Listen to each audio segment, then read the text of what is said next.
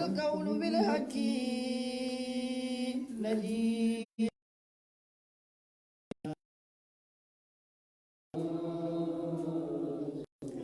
فمن جاء من وصف للمرء يزكى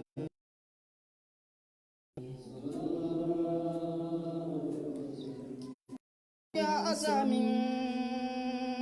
وصف للمرء يزكار وقدر رسول الله أعلى وأكبر وقدر رسول الله أكبر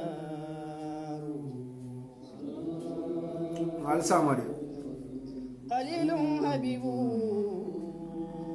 في ولاء متهار قليل حبيب في ولاء متهار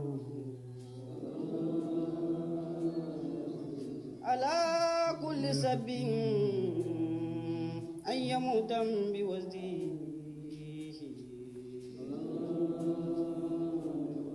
على كل سب أن يموت بوزيه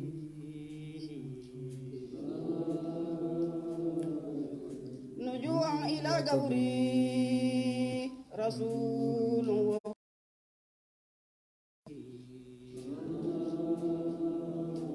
نجوعا إلى قبري رسول وقصدي دهتني الليالي بالدواهن لفقدي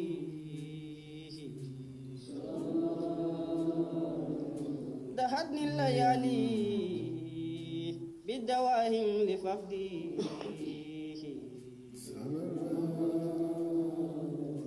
خبرت جمان والمكان ببودي سامة سامة بندا وعليكم السلام ورحمة الله. خبرت جمان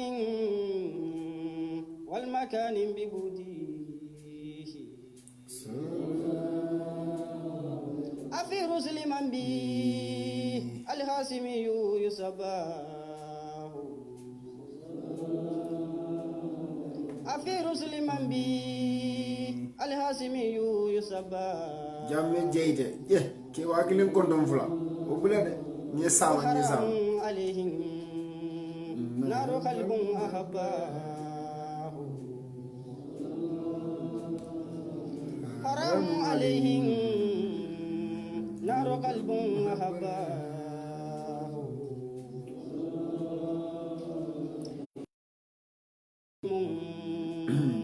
ما أسكت رباه رسول كريم ما أسكت رباه رسول كريم ما أسكت رباه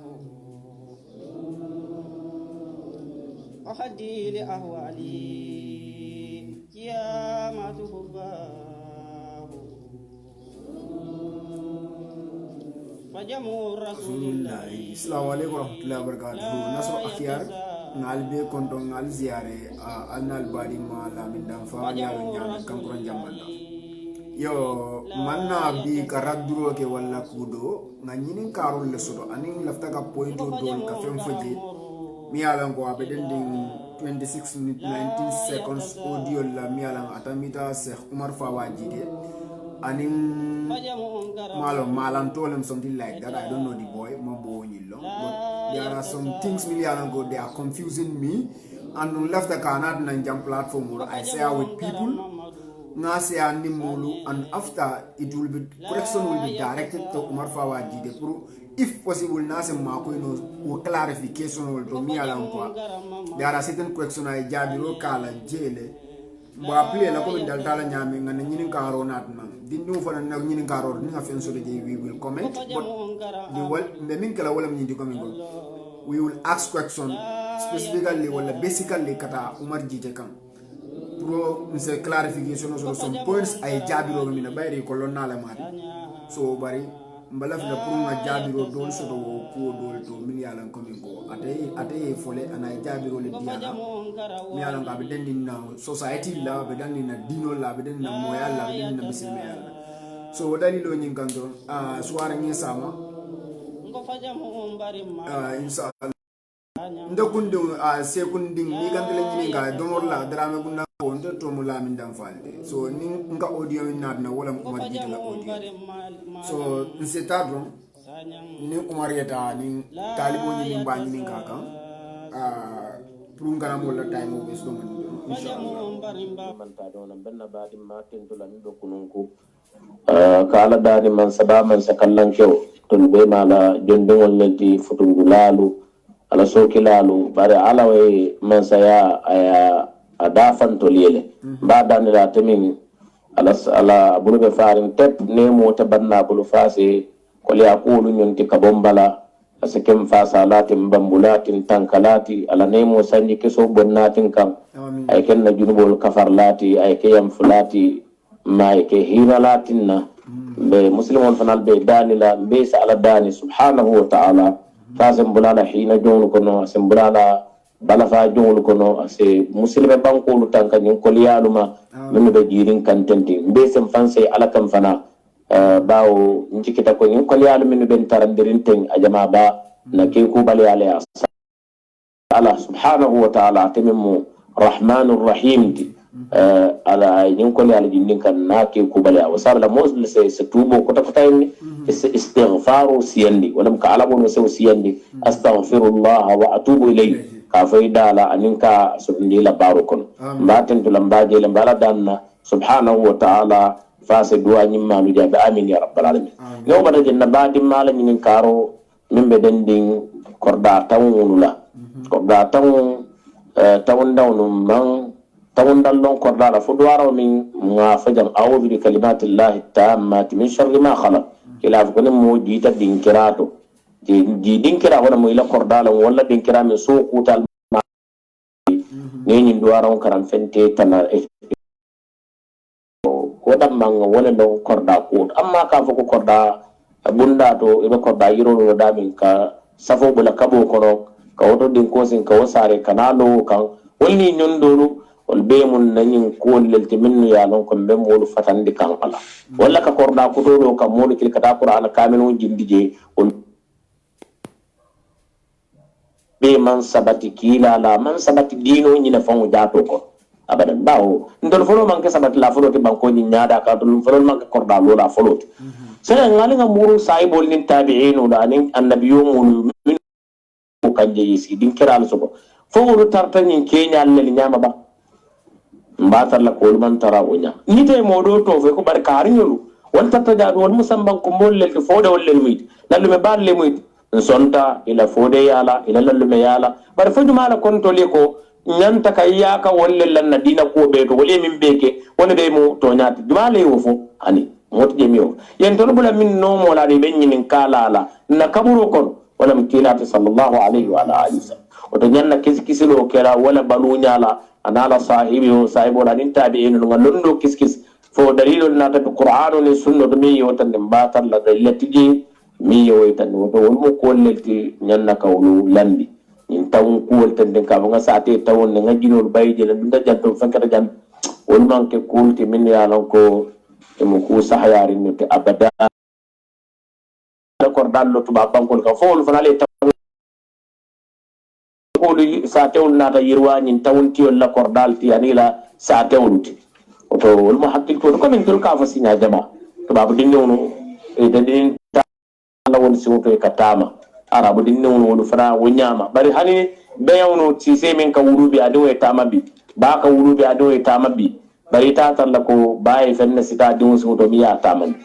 bari sa tan don dinne taman do no nyim fadin drawno kul bonde rawnam fonko e ko dumula bala fonko la bala ko dem ni mira kuron lel tiben dun tan kan wato sita ka fitaron ta ka wulu fintan din na balu ko wallahi alladhi la ilaha ghayru man kal la ris dala la niyo be min ko ñing safe safo nin ñing korte ko nin ñi ñoo katimolu anin ñoo dabarulu ay murundi komo min ken namo yala anin na ñarta ko la mota dawlon na fomi alata dinka mo jalla mo mi ya lon ko alafta ka futuwa Sheikh Umar Janin ka ya ñinin karo be dama ko mi fanga wala korda tango ñindi iko namun ke duwara wati kila e min fo moli e yewle longala namra Umar jam mo problème wolde muna na sain fo ñinin karo tententa fo ibe safo dinnu la tamarawol to ba mune ñinin karo mune diamo futandi woto wo mo kilindi anen fulan jamo minti wala mo ko min ko iko imang alquran longala wala ka fo ko min ko nga korda allo kata alquran jindi jeni Sheikh Umar ka alquran mumbe jindi lafta ga dami ñinin ka fo ani alquran mumbe kabri ba kafula ñuma kila tara balurin na ba bari ko amanke kila nyala okay sai alquran be la kafu ñoma tan ka tombol nen siro kala ay kila tara balurin na ba ni nga tara bare wala yisen ma ko jabiro ro ani fanam munabe kala muslimo la ngay bote mi bolo allo ay korda ay mol kumandi alquran kamilu jindi korda ñin kono pour ka karan komin ko ala ya harje korda kudo abe sawun naje wala janna ka sawunji atara alquran kamilu ta wala ay mol kumandi alquran karan ay kadwa ay je wo kono bayre muslimul la ki atla ka fo mole muslimul man joran so mi manke duwati so wo duwani be ko mo alquran wala ko muslimul be alo nyam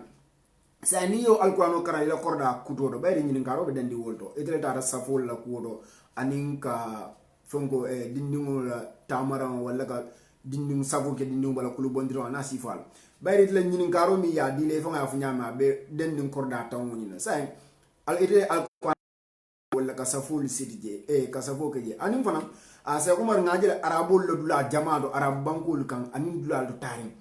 miliyalon ko minge ibadara kad bodo balebe ayatul kursi safale jabi tara sakiri la bungol kono dula do tarim wol be ka ñine kama ka setan bayde wala ka jinol bay dula do dami yalan ko alquran be sabatiri nje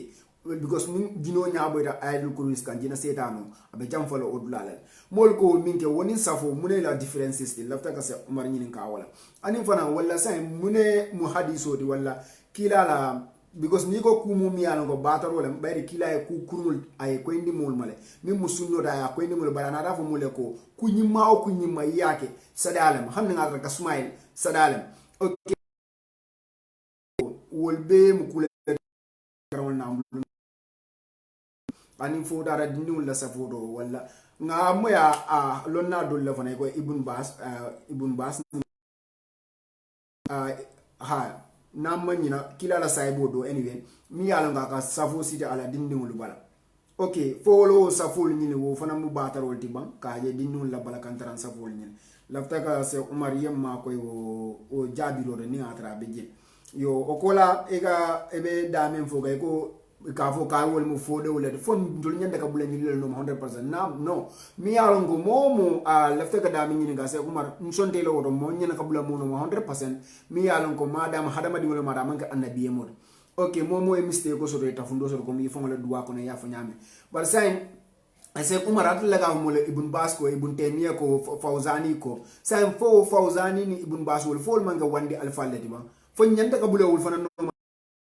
la o naam fo nin nyanta ka bulawul non walla la ko do nyanta ka minta walla fo Sheikh Umar abe kala ngay bot le bang do kan abe sahayare nyini karo len de mandra iraddu kan abe sahayare dino le ma be lorin kila la sunno lo kan abe ala batol la ni ma da man daga wala fawzani ko ibn taymiya ko imam malik wol be mu wandi alfa lati mo ye mo le lulu ye mo le tu ko ma ye koro le tu ko ma sa fondala ko fama aya foten na la kitabo kono wala mfama aya sefeten na fo be kelente ngay bolde madam nga wandi alfa nan tafo anun to community tebe wala atul lonnal mumio be atul karanal alkafo karinyol ko so karinyol ko wol mu wandi alfa la fo sa ninte ko sinin tuba ko wala kan khalifa ko wala mawdo malik si ko fo wala o be kelente fo nay ngay bolde ban Sheikh Umar lafta ga je nyinin ka mi yalan ko min ko pour ma ko nyinin ka rol don ku longo nim fo ma jokono ke nyinin ka wo nyinin ka rol la mi yalan ko Abdullah Fadi adarun tiararazi ay alquran sumba min keta na majlis alfa la kitabol da abe ham wali hamad ya raddu dame so saying bari ni ngabula wala ko dol no man ni tafum do so dame hadama di wala mudu ngani le bari amanya nak le nyinti kabule wo ngay bol no ma kamol jutundi la nte ngamira Cheikh Omar so bari nga jami nyini ka ko sonol do ni sa ma ko ino wodo jabi do wo beti ala baka inshallah an setende ta futuno don bije to wol kata la fa ni ke do futuno sa dai bay don bije to yo wolu lam fon bi da wol ta futuna fayfa don bije wol to la yamalul la yani mun kula mo dan ko doron fi samante ya siba sabanan tulbe mor kon ton diala minna ni ya moy moriya mannin kadu wala kam wolu karandi kitabu wala min qur'anun ke karandi fikiya kitabu la ke kuro da ko nyimmalu la ni mariyo kuranta misali fa mariyo ka wulu no ya jara qur'anu la musoro la karo wala ka karanji ko na ka diala wala ka qur'anu sabe waranda ka bor sulul ta ka molu jara wulula ko modol tatte ka kanya ma hani di molbe o jara lol afam ni bor sulul me bo yeta hospital bari jarano kila wona ma anzalallahu da'an illa wa anzala lahu shifa ala na manan kuran jindi fasije boro jindi men ba jar la family mo na kila ka kay mbade ma ko kadim kila kay ko asqihi asala liyo dial atata liyo diala amurtana ko kila hanbi amman kenda kila ka asqihi asala hanbi liyo dial diala ko fana amurtana ako kila hanbi amman kenda kila kay ko sadaqa allah wa kadhaba batnu akhika ala o min foko ko liyo mo borol o mo tonal e baadi ma kono wuliya do amin diniyo la bera amin da kende ara faman kende o do sabuna borol le askeno ayete wata askena te do watela bari bitum mol ka ko faham nyamin ka foko nyin korte ko wonten abada ni jala muslimol kataji iba lo na wala yo se kuma jannin ka fura jala wala ko nga nyin ngaro do fana so to kotake mi yalan ko iko nyim milka kote wol keten wala nin yamilo ni ko mori ya kamul karande alquran la nin hadiso anin fiki ya kitabul la bari komingo ni sasa da fana ni ilafta ko mo jara isdano yike jara ni mosoro la mi mutubutu bodi anin boru sulol la anasi fal na mulunta nyol komin ya fo la kumo kono nyame yo sa ko mar ko mi la kuma do ko mol kan bari la ni ngaro fo montro re tol dunda je ko ka dinni o kulu boran wolu ka safo city bala wala ka fo ko tamara wala mo fo tubabol ko city dingol wala fo falol fo ding ka wulu le biya tamasi sol wol sifa sa la ga dami ni nga ka nyin tubutubol mi fa ka jaraloge fo non tubabol sa sa de ka tubutubol ta baye jaraloge Cheikh Omar wala fo non tubabol sa de ka da boru sulole ta ba wala o falol mi yeni hadama de misal fo ni kurande ka boru sulole mimba wala fo no sise wolu ni wuluta wala sise wol sa sa de ko sise sa sa be kere e ka boru sulole le mimba wala ka da tubutubol ka sise wol Cheikh Omar lafte yemma ko le bari mutalla misilme kunda safa sito anin dinta misal sa lafte ge nyini nga jabiro do tubutubol nim borsulo la karon be son nim borsulo lambe son tubutubola ko nyin tubutubol mi mol ka ke fo ke banen jele ban fo ke banen wala e be kuru da jol fayle be tele ho bar bi fele a tubutubo da ni sai son ta kunu askeno e malo wala nabi bar bi la faga da mi nyini nga se Omar fo ma jenu kulu ko wala nyinti ko min ko nyin tubutubol mi ke fa tubabol fanan ko wala ke ban ani sise wol nim falol nim be en ko tawal yo iya ida niko morol kamol do ku kala ka futu ibuga futu momo go mori abaro ke Cheikh Omar mbe ka wote mon don ye support 100% amari munafiqol te munafiqol madi fisru wallo le madi hasido le madi abe kafri ya baro la abe minke ka man ala la kuti ama ala man tar la fina kila man tar la fina son dala korto nga bay son dala nga bay si bay nya be nyama bari lafte yemma ko nyi jabi do fana Cheikh Omar yen min di ko nyil kono se tente ndo mane julo kunduta mo jamala mo kata ka ko nyin kunta tulaji bari mbita jalon na fawt muslima dum mi ya non ko ato Muhammad lat wala Uthman wala Umar wala Ali wala kan nyin kumo ani mo dol bije to ko dol bija jarate je ya alamu me nyinala a jarta moli mo dol mi ale te ka ko mo balle mo ka binke aka ku ya dol bije to ka saliyo mo to hani jala mo to fawne ka jala mo to min dol ka sali wul fin kulolu kan ka famla ado ni bele be jonka dol assalamu alaikum ko daga Cheikh Omar lafta ga damen fo ja wala mo ko ngalon na tonya yemi fa be society ko no muslimul ka soto min yalan ko ikata jalan do andu muslimi ita da jalan do alon ko e kafir ya dala wo momento ko ni fula la kafu alama albe ya mo le Cheikh Omar son ta jele bari iko nka modol kumandi mo balla wal ka sajjo muta jalan mutolla ntele ndokunni wonda al nana ma jen nana long bari be dina ko wol sen de be society le de la ko nga je bare se umari pour isam ma ko a yemo ba jumala je mol kamil kuma mil tambida anendi min ka saljiyo me ko yalla sa jalamuto kosotale a kosotale so sa halama di wala salji muto jalamuto wuta aka balon la ku jalamuto la ni kote wala silol bam fo aka salji jalamuto because ni kontrole salji sa umar ngam faamu misil mol ka a ika balasene ndo minke janni ka sali wala ka zigiro ke alayka ala to fin kon ka wala kudo wala ka tara sene arin alay bari salji anara hadisol nabe bala kadara barajo sabe kayenne sa bar ni dol yake o kamba salji o mislimo la sene akolde tam ni jalamuto be keno salji nyaadi se umar wala fo hadisol le nara la mi yaade ko min ko modol ka jalamuto tale ka salji o mutala hamsa because ndiko salji o yalla no salji o salo allahu akbar ka wuli sali wala nafilo lum farla salo wala kana ala to fin kon la duanya wala kana dual la sifa o sifa pour salji tare bala bar fa se umar ngajel hadisol do min yalla ko to nya salji o ka muta jalamuto la ha bari mbe se umar fanan face à la pointo do momo la muslimo le mudi ika jalangole ke ika korte wala ke e fula la kaf alama anu ni fada ko do kila e min fo bida jahannam wala anu momo ka ke isa la yele sira mo parende wala la certificate do yadda ko bida jahannam wala se umar mbe ka woro bari lafta ni nyini ngaro fanan jalamuto la karola ise ma ko woro inshallah ye fa di jinola ni kama yake na fulti do ka wuli jang fo mali pour place ñi place ñino ni place ñi pol sita o don dol har ben muslime ya be kuran dinne ndama linne mo bi yalon ko na duta ka fambita jalaw mo mi yalon ko a jarta e ka dium bondi ka di jalaw na ni kamma te place o doroma alo wol ko mu jibe talle sinna balu ko abe nyimbe be kerinne mo te balan na la fami yalon ko lefta ka balan tilolo sotola ba ku keri won le muti be keri watalin sen hakilo to nyin kulto nga fere ka nga karang nga dino nyinin ka nga molu nyinin ka min ba ala nin kila falanye min ba fala fama ka keten hadin nake ba kar nyon muna yen dol da wollel kam ala bilinga be kila ba da ka ko wol mum man to sa wande wol la lete fala ete mo nyinin kala mo kilina barol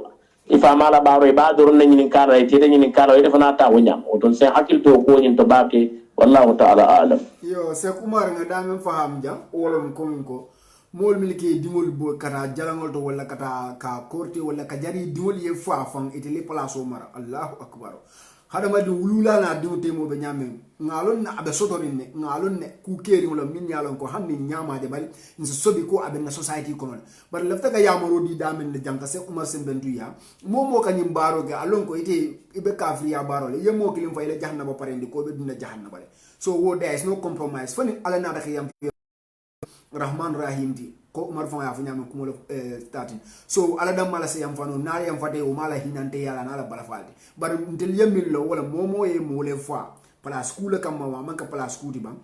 ile jahannaba parendi bari lafta ka da men fo umar ka fo mol mil ka fo mbaba wol ka ketenne fo ale ndaw no umar ngamre le jang yemiste go soro kumo nyim fo nyaaro nte ngamre ka fo mbaba nyi la kitabo ya sebeten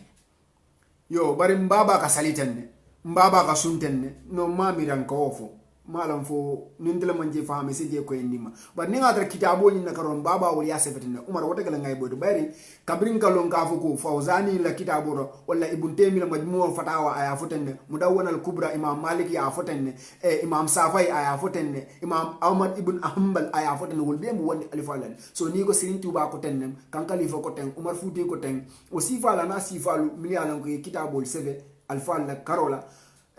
wo mamira umara na tere be diam ko wo pointo la mamira wo bekele ngaybe di ntolia wala misilme kundara madama imantra poga aka kenya min asekeno ay ben sawa bo fi askeno ay fuako bara ay min seven so sen ka fundol so de aboyta dame alama ale yam fi mawla bari mamira nyande galo ko wo ke ngaybo di moli wala ka moli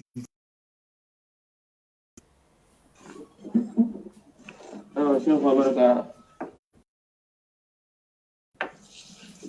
ما بالو كمان كمسلمون يعني دول مسلمون إنك سيدا دولا سيفالتو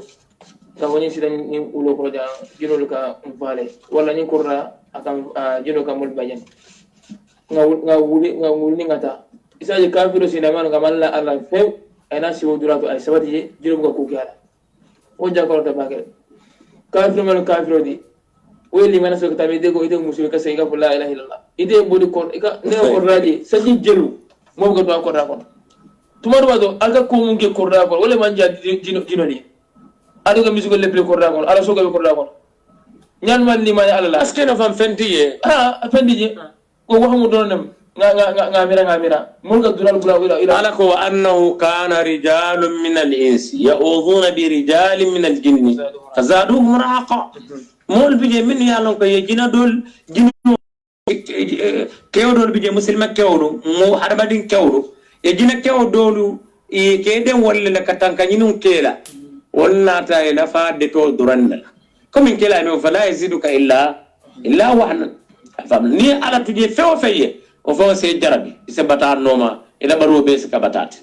imade nyin korte lal e bagala de mole min kela mol kat wala kelela e kadu wala korte la to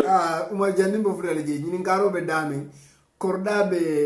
mi yalon ko mol kabori je lay ka fo jinol le be je wala ka silanje buga hani je bar umar hiyaje umar be silo bula ka kata fangor bar se umar be dame nyin ngala jang fon nin jo min ka dame nyin nga ako mol ka fo ko jinol le be je buga son talaje igaje tubabo le na ye sije kume soro fo de muslimo la limania tubabo le limania soro lafta ka dame jabi jam mote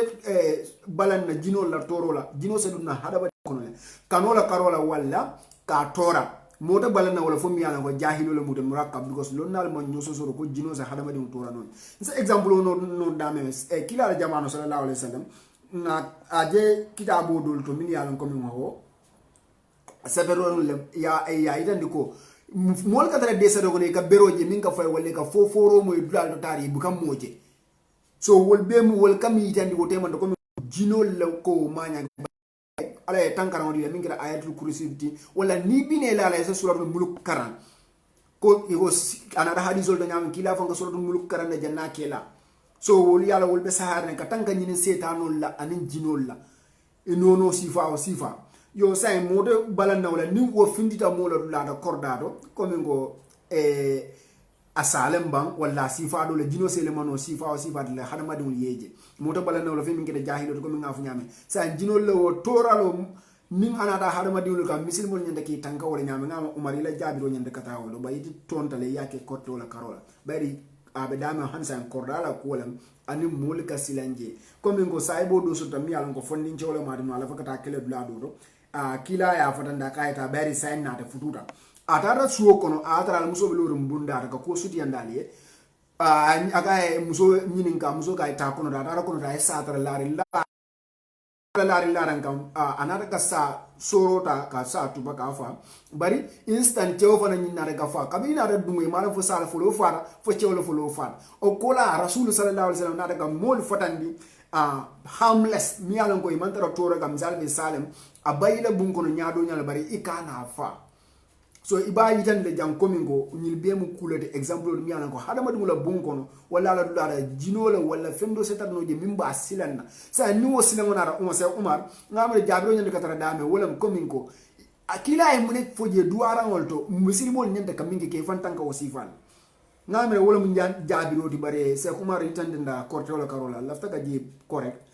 mine samba korte wala karola jan ninga tra nyinin karo be silanga la kuolto fongo rese ma ko jabiro lo karola fo nin korte la les problème on do so ngalu na misilme kunda momo ko korto ke misilme fasi ko la mudun de bo na misilme ak de bari be jahna ba di ya baro fanana misilme am arjana di ya bar bar korte mu jahna ba di ya baro misilme ko tara ke momo lati melori ko mo wala inshallah ngatante na junu bokatu na fara to e kana kor la fay sa fo do e tanyu ita ke banen na kote ko kana balo to le faaje wotuda minnu be tobota mo haaji tinyala abebe banko kono ala e jarabe dol take da bab dol bije man ko keno wulula da famle ana e modol de dayta kuno la wuluma sele kati mo tavande ni ba werdi la yadundi ila musallatu kono wala murabba mu khamas ba werdo la kono ba yoy boyika itel adadol ita timmandila ibena ruhani wal killa janni ba bandadon kono ba yoy saboyika wala kudo e boyika min batin ni telaw korte timmandino to alinga muru ala kan subhanahu wa ta'ala ngan sabar alay ni a tarane ndirolam e molu ne mem fisati ka ko den malle be mbara ni yenda bu ki wati saibol tata janne yewlu nen saibol be lolu be nen na shi'al be nen na sudoti kala no mo Aisha hani bi shi'al ka tumbi jenola mun ketela to mbadu mo man tanka mo han ala fa mo liya nen ime fo nyaal ibafra ala e di husodo ala ko man den so de ka fa yedi huso sudoti kila sofo wonni nyondo silati ko nimmo mo ko ma jowo foyte ni lajina ko manyan nawo fulete kan bitamo en mballe be tabala wollete mo kunnani tiol to tarde wolati ibela lakiro be tinyala ibe mo yamurun lako alma ala en tanka ko Cheikh Abdurrahman ngamir silan se janni ka tambi jam fana nga pointo so la faka diam damina hamsa yala aliye umar jala ka silo bule nyame korda da silan kura bol to bara da korda wala karola fo kay janni ko min go mol min ka de inte kunda antale ne balle be mbale inen nen ibe tinyala le yala momo kan ndiro ke lafta ka fatandiro ke ndir lalma albila ndir la ali daha ndiro la okay sayin agoye kila ne saibol ne yena aisa ne moli ala fangone kabri ko ala cristiano le isa la mol ko ala dingola mu isa anabla isa alayhi salatu wasalam ala dingola mari atla ka mole banko lafta ka jenne ne sango e feteng bar le wasabu fo wonde ha anala balafa okay ko indiro kita wala ko isa manka ala dingola alayhi salatu wasalam sayin la faka da min nga kila ne na aisa ne kila sallallahu alaihi wasallam atla ka mole hadiso do mi yalan ko anata kila e talaro ke jihado kola fonni joda aydan ne ko kila la tlar nyamam feya Umar bun Khattab ye fam bo nakaba kun kuntla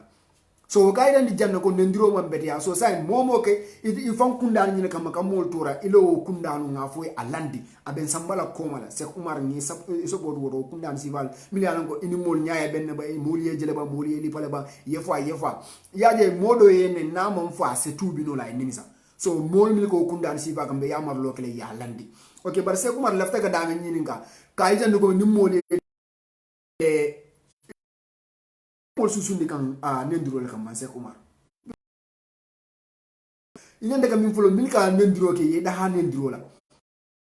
onen so ka mari sa fo ko yende nen ate watla andu momo ga si korto le kundo ko mi yafo nyame e ga korto ko ga mol le korte because nyaaje ndita korto fa sala on se ke no victime de korto wala ete wala modo anyone or my family member andu ngal ne dino da man betea so the thing is that momo ga korto ko mi yafo ni sita korto ko ndey ba prepare ga alma kono ba yo mari maje al amin Umar na fengo bar sai e ka dame vo ka ida ko min go jumala muy tedi ka fo ni moli nen ñine be kele ñine be kele Sheikh Umar jang nteng la gero ika dindul susunde mi be nendro han sai ko mo si fol nen yaje ibe mol susundi kan onendrol kam annu Sheikh Umar ko mi mol kele londo mu tanyam tenga di ko min go ñande ka dame fo an mi ñine ngaro mantaraje nendrol karola bari ñine ngaro be kordala karol han sa bay tara nen drone korte wol ni safol la karol te malam mune la problème di ni korte la te fo na ne korte la ba malam ni miyo ka alma kana mute ma sa kuma dafa be duwale wal bar because ni mo korte afata tinyata nyamara o korte la skena mistake ko make bi ayetene fo wonde ayene minke ha skeno sama ay tubi mol sotte le kila jamano ya bum berol le ya alipal lipang bari ale ko atolla ga mole ale ya nyininka alafta mun la ko mun bara as yam fota ayam fota kanda asekeno muslimol yebo wo mol bala andu wo mol felente bi ila fembale ni ne mamadou be muslimol Sheikh Umar am lafa ga dami ni nga ro mantre ne ndro la karo bar mol jam fonni ne ndro Sheikh Umar janni ga mol susu ni ndro ka inshallah ngata ne sa inshallah na awa shebo abaraka bake comme ya fo nyami doron molla karambale wala ga nyimbe bisabu nandi mane baliya alala anen tatuki baliya alala yaje mo ngalo ko tawido da bula tele bata dunya mo beti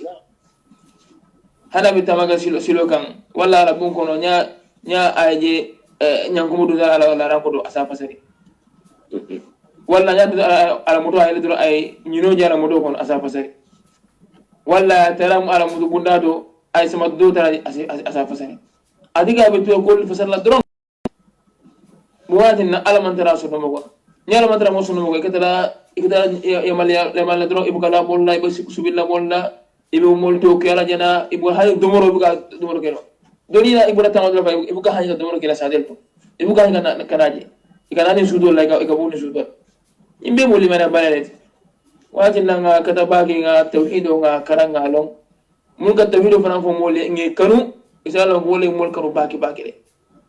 mun ga ala ge kilinti isala woy kanu de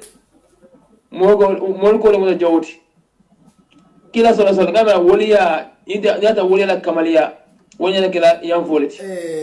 ñinin kar la ñinin karo ngoro fofolo ako mol kadum ika fo ila bungo ne yenyino jeje fa ya fasar yenyino je ila bungo ya fasar mala mol ko fasar nyame ngamil londe modol ka sodo ika nyanku moli je wala nyanku ma fi wa be har yo wala ni findita ni musol ngawol jele na imamol ba gaw sunyo la na sifala ye kumo fo rol mi anan ko wol be mu kulle mi anan ko mentality le mi anan ko amanke dinadi anda man sahaya komi molla miro la wati ka fo ni muso be danga mursu ko hanna ta mo foje na mursu ko na sifala bari ñin ngaro be dame yedum ñin fo man ke ñin garal diamo be dame kata dum bunko no ka fo nyaay ñino le je ya fasar ni la ka fasar ni fasar o ngala because ye ñino je le bunko no de an to la jara ñino ta banna won ni ko bo be fasar le te mari la time le be wesla because ñimu kula ndema mira mol ka mira le drum Mr. Danfa yes mol ka sile ye mira to ya fugo mol ka ñin kele bari ñina fasaro bon kono ndemo wolon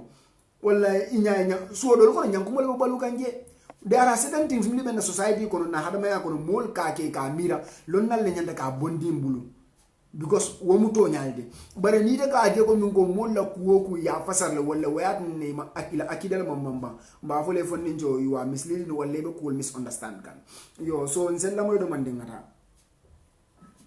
bay dila wori ay mun ni moy ko ke sa de kono mo dila mol be ka sile dila omo ko man ko aja ko ta baki kila sallallahu alaihi wasallam yo ko baro betu kabin tumara min na be muda ko nyari ala mi na te mun kila atolla kwalta nyam funalma bay bi te ko ite mu kari leti ite mu nembali leti ni moy de neng abaje lale ite wole man timaw wuli itika bala fa molle molla barakul ika bala be duway alme kandala bare fan sasi ndemu nembali de fan say bun kono ika wonde ga do mol ndiko aga mun dayite ala diamu daga bo do ga jabi mun na do ga jabi wo bo la fi moli alo mol kono woga aga mabu mol lale pour mol kanaje bayde fi la do ga jabi de e si fan sasi comme business o ndira do ka jabe mol ni bolul kana iga tubu ga ya faye mol ni na turul kana iga turu emotional me bulu ya kila ila turu modol jo bide iga mol la turul muso il faut kana fo e sama se fo ngalo jamfulo atebe dame mfukan ko weliya nyinna ko fon ka chomodi mbuga understand ite be dame igo weliya itla weliya amnya ni moliya ku kela e igafo e bajere so sen fo mo fon nyanda ke nyinkile daji gol mol digita mo minne la kabilo kono la sada kono ka kula o kan ka tora wala ka annen ka kadere wala ni mari e fenje nyanda ka jijele ni mari toro so nyanda ka so jele because ala man la fula ala ko nte ngaje ko mingo ni weli wala sirin tubane ye kan khalifa na wala modo ni nya mara wala ku kete nte baje sirin tubane bi wala modo men atale ga mula ala ko ni ala la mol ma kelola ise pare ni ala la be kelola odo ni lodo sabe ko ne ala la mol kaja fi mol dikita minla ike kaja fi kene woro mbal na ko ku yaso de ala kana o ke wu mari waldi because misil mo nyanda ka fon ka sobo soto mole ke da ngajigi misi mo nyanda ke banyin la because alla nyimbe mun dinno mbe dianga alla nyimbe mun ngajigi misi mo nyanda ke da hanyina wala because o mari ma fo e ko ntele nyinke nyinna wala hanna atra mari lor la katle nyingala ninga ya soto alla la mo la tamin misal de bi ni mo la le be majabo min kan imam malik la majabo ika imam malik ne wala ke ka kadef wala nimmo so da bi ay kila ne misal ga nan kita Australia nyane ye kila ne kuye mari sododo fo kila lo ke wala ay korte le man no annu kila ko ala mantolo nalle mo anabi mol josera kabri abilaru al halo nya wolo nal mo nan mol bello le ke datli wolle kene ni ma mol fadandu wala me manya ka mol susunu wala to nya mo manya ka lo ni moy ko han kila yam fatale a yamfa na mulma miliya tora ni mari se yamfa no ye yamfa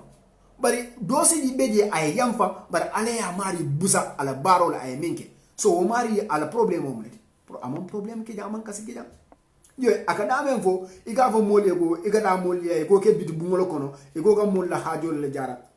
mala ngamira to mala ne bar nte maje dularo da mi alan ko nani muru bal wala ntel ka jigi mi le kada mi ya dua nyino la iga mole ko alna ya dua nyino na dua ka jabile alna ya jara nal ya ja al ya moy ali evidence ala findi ni tele maje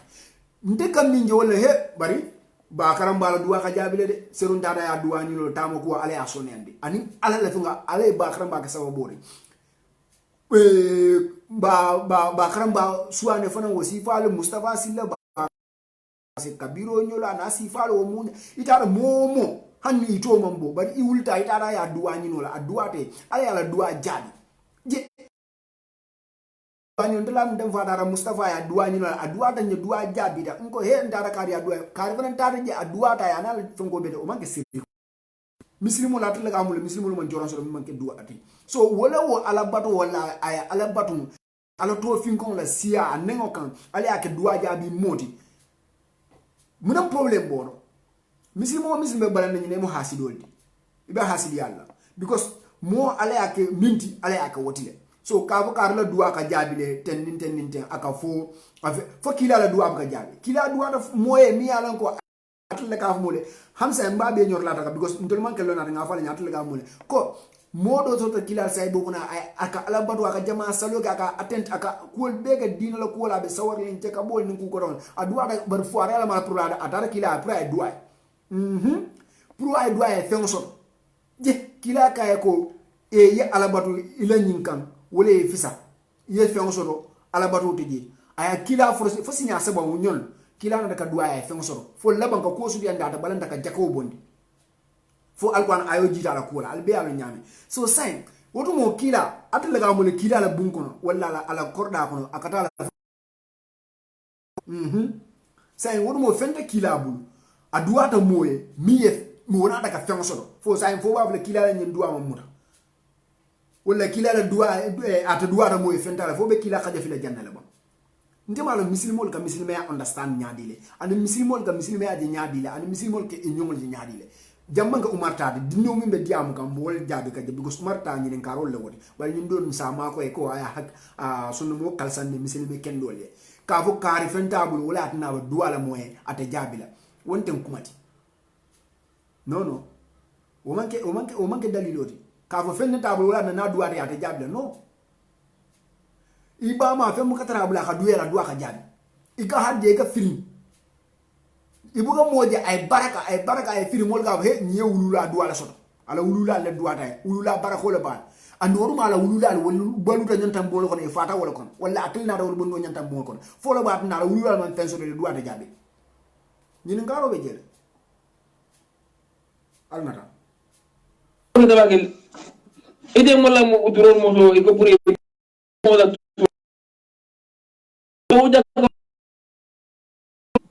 saya malu hakilo ni mo mala hakilo tamani ala balafa kamara baki ala hakilo ke hana mo la pour isi hakile ma wata nyaga atega jele ko moni hakilo mandara ko mi milka ta moli adwani no hakil to wala akaji wala nyam I wonder binde la ni generation ka jiduma ndol ba ma nyol nim fa ma nyol min na man ta mo ya adwani no da ngado ya yalon kumo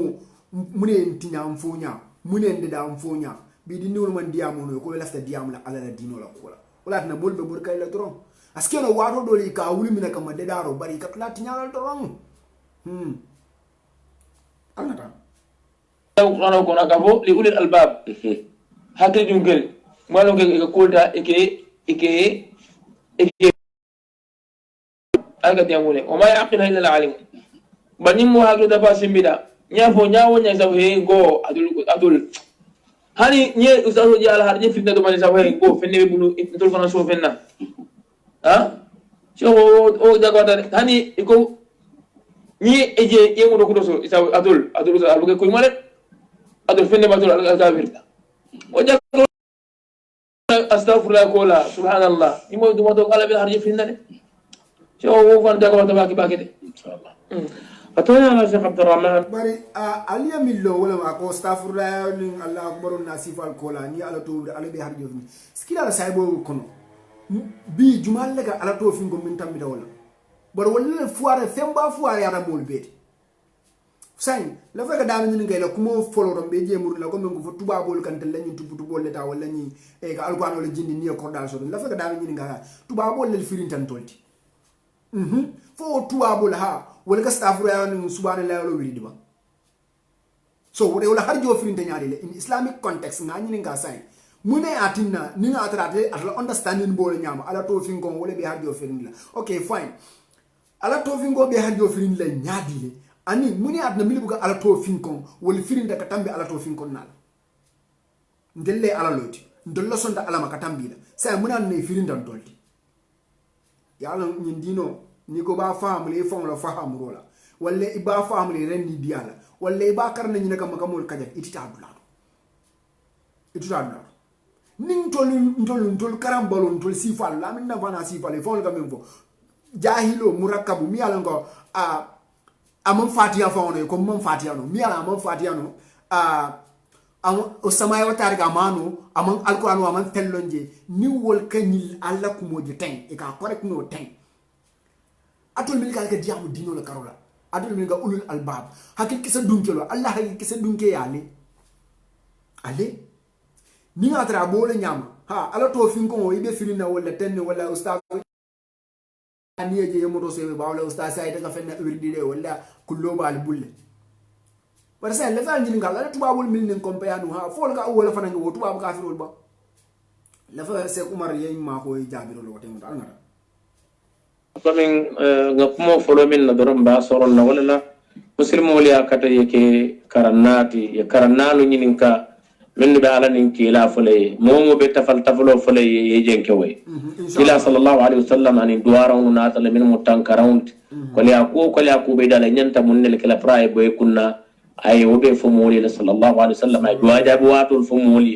ay duwa sada bonya fo moli sallallahu alaihi wasallam ay duwa nya fana fo bo moli nyoto imbe tu pour wolu la ko li sa betu kila ko ma anzala lahu shifaa ala man quran din difasa boro dinda oto borolu yirma le mubang isifa belem ke wala al tib ruhani kam moso sa min bala e boala mot bu kawulu ka jara duwara la wala ka jara yirsulo la ay kendi ay ka wululat wala ta mo ka ay duay على أكيدين تيوت والله ويردو دوابل رب لا تذرني فردا وأنت خير الوارثين أسوي وردا كسلي أكواد الفاك على داني ما أنا كديو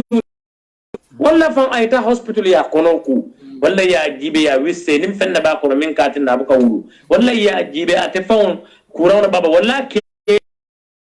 hada badum kanyi sirol be wala barakata ni nyankali jakal kolo kanyele ya ibe bute la ka wala be diwo silema ni tara den so wala ka baka ngato la nyamo ko la silafata mo malon jonkon wonni nyondul wol manke ku kendalti hakilo to sonna wulula nanta ko bu bodon pije to hanni se bor million di wolta wulula ba ala fona ya fo nyam wa yaj'alu man yasha'u aqima akadol ka wulu balol wa ba ta'ala nakiti yolti subhanahu wa ta'ala to fo muslimon salo wonyama courant dol bijeto ala be tol kenden le balade ibe tula wo be tarle la ele junubol kafar bara ko ton de ndi manyen na ka jarat ise bor sulol mi ise bor jambol fajandi ise penkol ta ise bor ke solumi ise mosoro ke da famle nyimbe mu jara law silol nin sariyon son ta la jara lo bundal isa amma ni koy ko dolo mu aka nyindimo kende ala ise dolo ke da ko dolon ta jararanti waaw kila ko ala mal kende aka fembala me ya lon ko aya haram yendal oto sen hakkil to baake ali ngal londo la nyini lonna kendo lu nyininka afam ala ngal lonna kendo lu nge nyininka isa jam sa tanka modol bi jede ka fuka nke ma ko amal la safola adun dedu birimina futule safo men din nga ko dunyo ko ni o tan ko dro jino kanan kanaka si jina faro ko sen ko ni be la saljiyo muta ne saljiyo muta ye safo ne vitro sali yela ko kila ke nyami ila nyami sallallahu alaihi wasallam walla isi la ron kan folo ayatul kursi karan si nya kili e kul wa karan si nya saba يقول أعوذ برب الفلق كرسينيا سبا يقول أعوذ برب الناس كرسينيا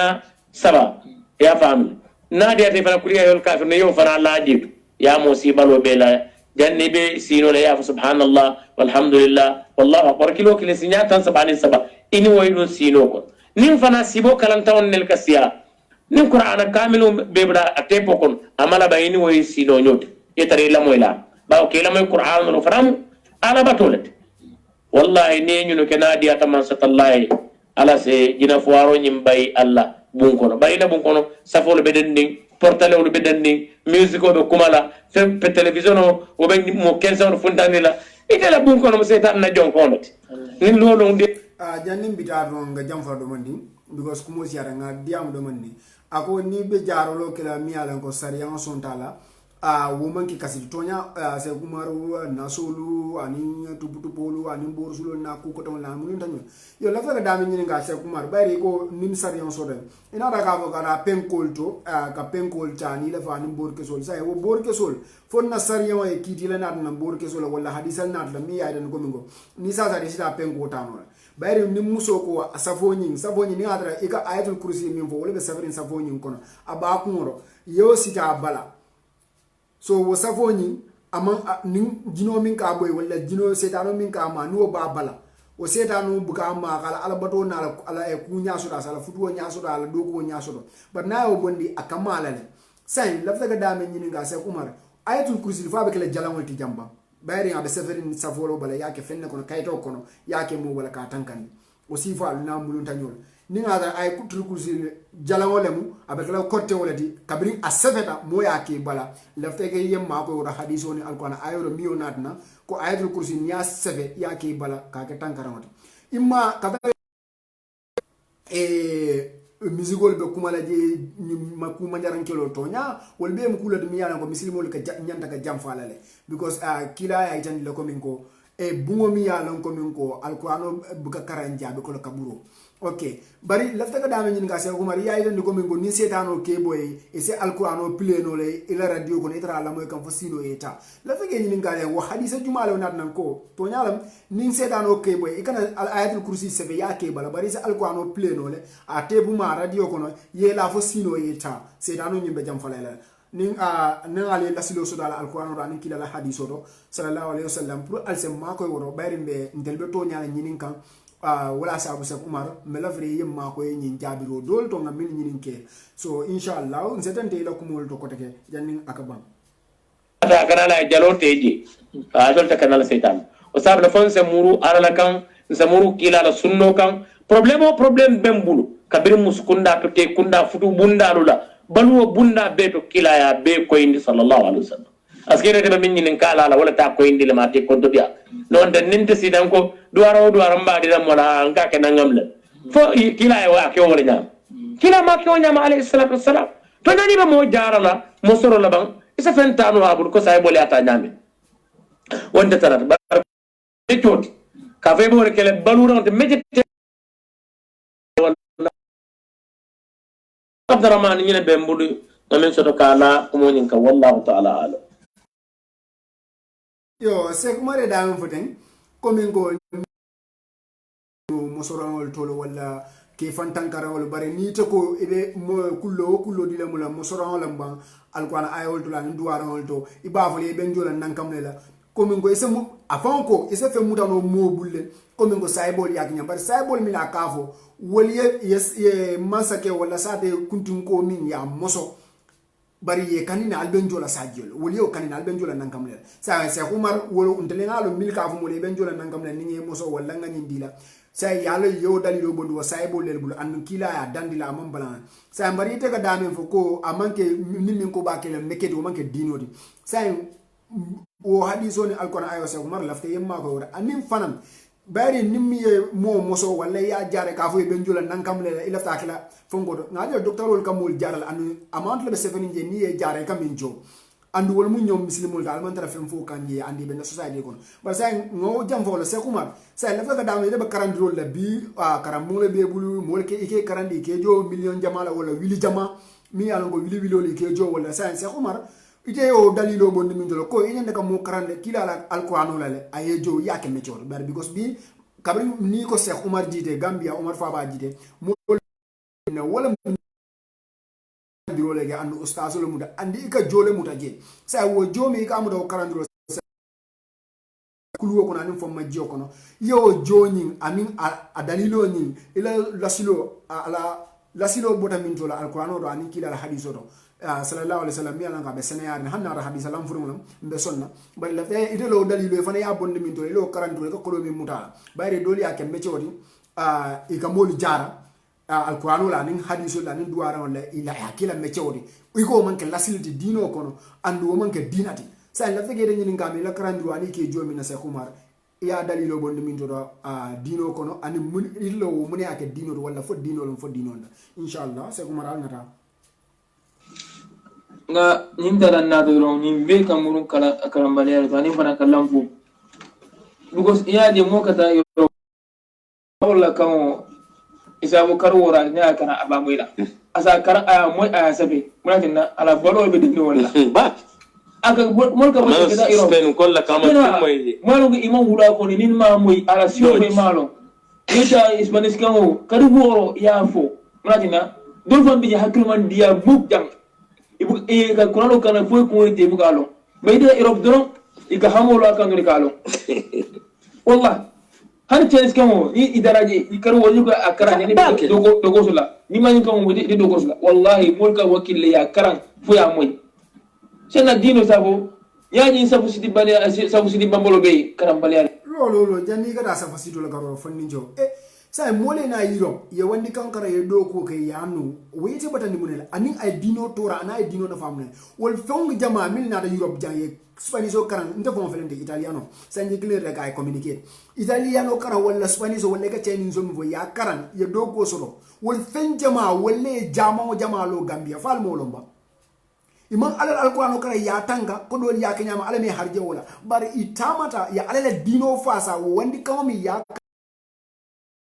famuna fon fo din ngay bolem dino kono ba ni ngay bola ali la silo fonya bayra atal ko aw kitabu sunna albeloru wala gal lafta ali ma ko dalilu mi yalan ko kila hadiso do ani alquran do fo yeta wandi bango gay wandi kankara yo do ko kala ye fan nafa ye bala balu halalo la fo ngay bolem ban dino kono wala muslime akon wala famanke dinat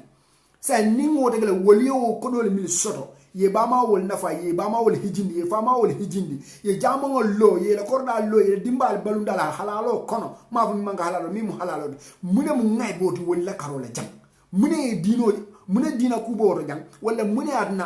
albodo fese la albodo dina alquran karam min compare mune mu ngay boti wote mon lafta ngay bom min jam se umari ni la talibo nyimi be nyini ngale ma koy jabiro do won sa e be dun kan safola de ba kono se dubo fanan kono inshallah kila penti je mbalo ko man duwaron de mon naji sallallahu alaihi wasallam o fu di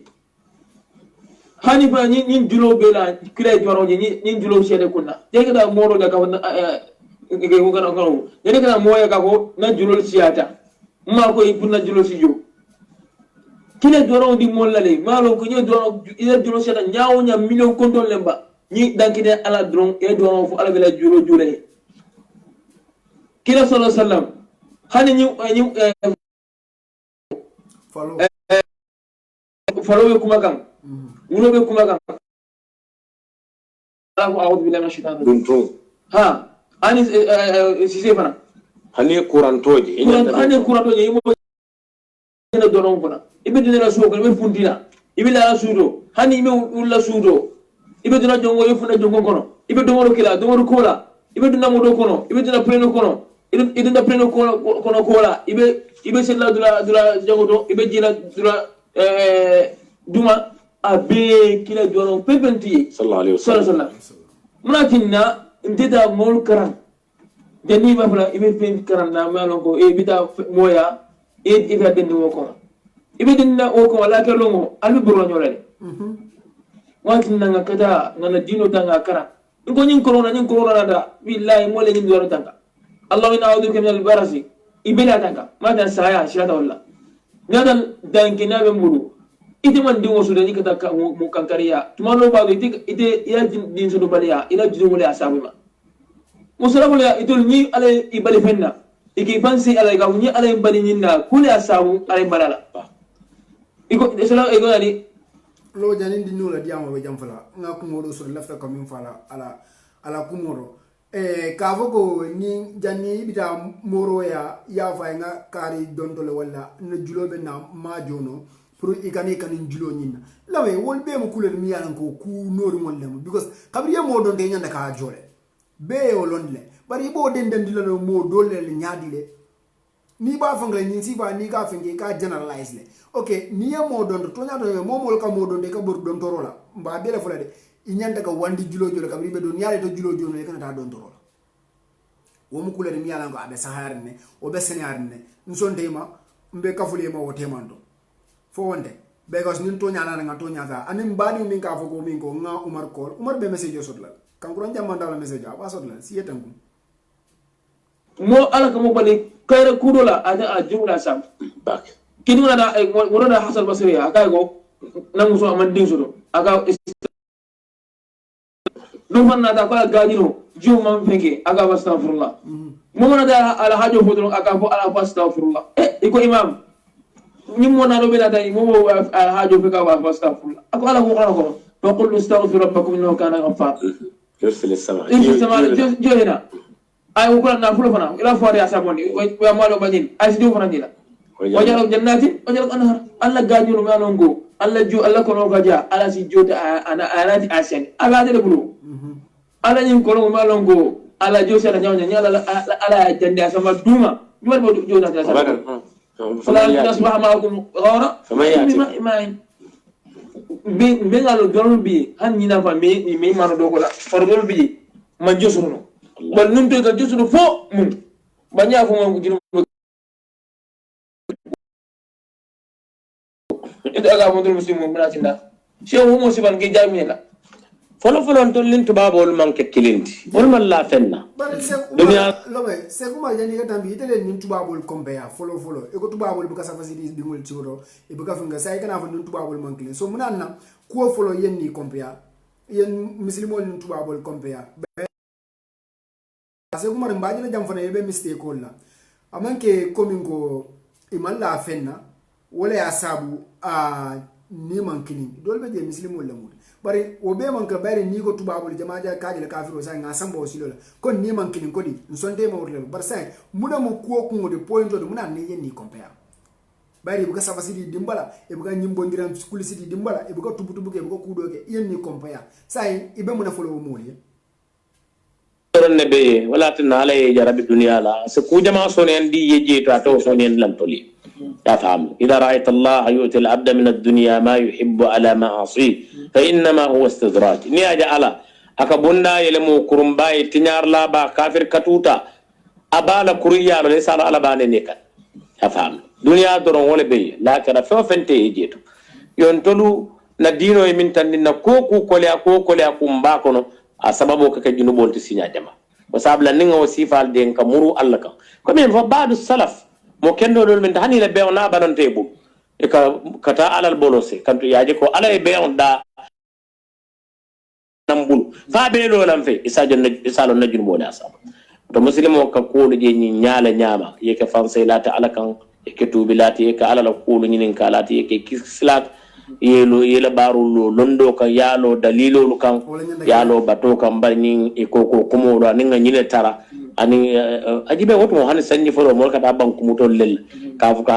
surkaran dol kata ajere min minale tamal kumol fajeto wol fole ka mol la samadiya wona dol baka fenso bari me fona sa te wo sa te ado ata sa te kon ibita damen te to nyon tar la jeto den sanni folo system ske ba kile biram ka ko to musu non nim muske ba dole bulano ma eta min irsun dola e man mun ko li e joki jeto bas kuma ken san fala ani wol siara ni nyin kanyele yalu ani nyin kan mbarum to nyaaro nya ase kuma riga damen fa sike no to nyatle bari ntene na maji maybe ndowlu do sandol donc lu de mentaje mol kata kene mutola igara ila kenol muta wala ita kene fitola wala nyinam be janna do kula wa kene muta sifale ngol jele de bare musol ni musidin nyol ka nyotambe e mano li mi yano ko mol nyanta do mole kata ka sari yirol kay ka kumol foje wo jalambatu ya manya ni aka ke anyanta ka bole ninga ka nyande ka bula bari ninga atar umar yifana na kuwolem koko ko kumolem kana ni diamo kon ma fa man soto de man raje boy baykan nak bari ninga atar koko kumolem image njona na maji anu na maji na society kono include santu kono sate jamal to nden dindiyan beke santol to fo alen hadje tamola bari nana maji dula ka fongol fenke kunda ka manoli kata sari yiro kan ko ina da kene mutole be kuma kalanta on fulaje hani askena ka dula dol to bari ntina na maji askeno anu nimmili kake ni atra baro be momo bula ala bula ko kata manu mungo saro kata ina fala fen abena fala mun wolon tul be lor ndal me to nyaala no ma se kuma isala wol nyama bari lafte yen jabi na kumol to na fe mo fe nyinin ka inshallah kuran ko ninni tamal ko woni mun na fa moli mun la fa na balu ko na man ke muru ko mota den tardo o da foka muru ala kan Sheikh Abdurrahman ke fanse ala majalla wa ala ka dina to nyaalo anim balu sahayari ngono ka fa dañi nyakal ko fa fe ma mol tarden la moli fata wala ñin kortewlu yen tarden ese moli je fa kiliw isa moji ay bojang ko sate to jang ay ta kombo ay kallanke asoto je nana tala afon wuru sate ni jiyo di ala jibida da buka hanya min wallahi kanta man hanya fon baadi wulu da ala wulu suwo me wulu da man hanya hakela modo ka men parenda kam dol ni mono di ala hanya la min na damma wallahi nyim fanye kewdo nen tate ya wallahi alazim ye nono sambayna bar kew nyin sobeta akala drive al kana nyin nono ma ya lo ni tuma min na molle be fa nono fintala to molle le bako akala mole ko ning momo na le nyimmin non dombe dal be fat do momi ya mon dol be wonyale yes c'est Umar ga damen fo jam aka solo society dol kono ika wulu suwo mi ngore kamol sude je mi yana ko kala ke do mor ndike la hajol tinya nam sonta la c'est Umar wo sonta wala 100% mi yana ko hasidi aka dum baadi mo dol temal ni fadi ya kelol ni ku ko don momo balanda wala ko mi yafu nyame wala be abe ko lo momi balanda ko tilo ka bole womu toñalti molta balana wala momo balanda wala be balangan toñalla andu momo ko mankuto kele baro mun lafte ye dahala because badi ya alla nyo kanono nyoya ya ayal samba dame ko tewoni nyo hasidi amal samba wodo andu ala ko mo abe mo chokila miye badi ya choki abe mo kuntu la miye badi ya kuntu so wodali lo fo damma kay nyande kele badi ya chokile so wo is absolutely true mol nyanda ka so wala wo hasidiya ni korte yalla ka mol domor ni wasifal ngo bondi na balu ko na man ke muslime ati amam bete amam kat se Umar beno mote man to nge support je anja ngata de la ko mom ban e wulu sate ta hani ladde e wulu korde ta hani ladde illa klabolu iri min mufakilun wala albal mubakilun wala albe sate kilin ni e jiyo dina dibo ko ta hani lamin be sabola min kortewol to foka fere ke ka nyin kortewol bay adam minu ba kunna ka tandila ka koy ndi makoy be minna ibe ala sokole la ibe kafiri asilo la kan ka mol la futulu ban ka mol nyamande woti tano la abadan to sabla Sheikh Abdurrahman ay ka tandina ko wato abantalense wala dalo jambi wallahu ta'ala alam aywa barakallahu fik almani ijola khairala jazakumullahu khairan barakallahu Tabura nimal budua ma kumu syekh bulujang asinna fa dunya fa akabaruna hada wa sallallahu ala nabiyina Muhammadin wa ala alihi wa ashabihi ajma'in yo bari wala musse Umar la kumoti anin fo Abu Abdurrahman nemba bari sain min be nyini ngaro la pour nga Sheikh Umar ko non ta ko la because abu kan na call siga baraka na audio la moy so dalilo kan na te ma sodo ala talibo nyimbala moy la andi aba audio nyin sodo la yo anum milka je ko min ko dole nga ka fo mo dole fa ka fon tele ba Sheikh Umar la fisare de fisamante ya be alale ya no jumala suti ala ra an ala ya no jumala fisare jumala ni yaje ala ya itan ni mo la ko lonna dole bi jewul bi ta jahannaba le alman na lonna tankala ale bulo mo ko no bari wodo kana moje ka je ko min ko nyim la min dan fasi falan kan kuran jamman tan jahannaba di wala ma de walla ama ala lon walla min tan suti ala walla ala bugala ko mo moy hani walle kana je nyim Umar fa ba jide la ka kurtolo kum da soto abita arjana le mo mala alama ale mbe ga arjana dingo wala mun tan la duwade mammo ko fonga nge kon ni ay futa nyindo nge bal arjana la walla nga fo yek dina arjana nge danga arjana dungal no be min kan duro wala mka ala falu horma ke bunya mili tambita anen mili be kering ni e mistake ko soto ngala ne mistake ko al nge correct anin kitabu la nin foru kan lo mi alan ko abe ay hikma soto le kulwoni famma jobe je bari kana lo e kadi nul ka fu nyoma e ka mol jutundi mol la mil yalon ko itambita le num wole baro ke dino ko ne te bitala fo e fayta kala ngo bi mo moy ka fo ustaz on se ustaz Umar bun je nga fo te ko wala lon te day arabu ka mo ta fa mo te day dino loyti bi aljikita mo mo la bare maaje ay nyim mankudul tamandi tam so woro ko min bo nyama dron Cheikh Umar ñini ngaro la man diamu la comment la